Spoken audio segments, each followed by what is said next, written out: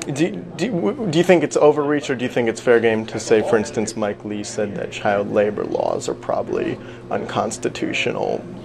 Well, back to unconstitutional, I think there are a lot of kids today, let's say 13-year-olds, 10-year-olds, that have better knowledge of computers than a 70-year-old.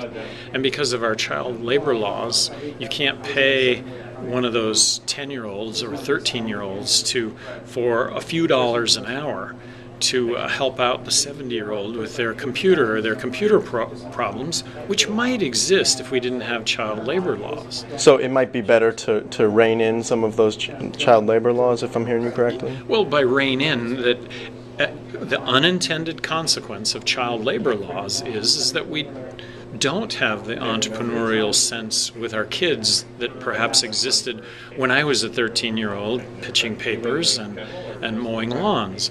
If it were easier for kids, if there weren't any child labor laws and you could pay, like I use the example of the kid fixing your computer for a couple dollars an hour, is that